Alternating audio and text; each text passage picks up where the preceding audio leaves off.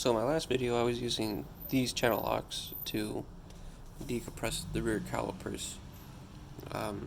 Today I'm doing the brakes again because they got pretty low.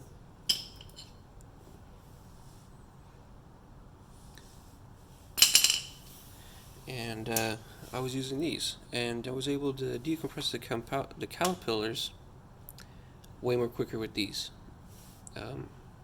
With two hands you gotta hold the brake cylinder housing and then put these in the grooves right here, and it fits perfectly to where you can spin it.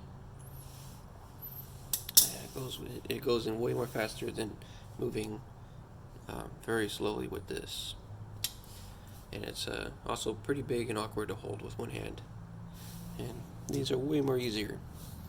AutoZone does rent out a tool, but you have to have a deposit of $100, and it's basically well, it looks like a disc with grooves cut into it, or little notches cut into it, and you put it in there and you can spin it with like a drill.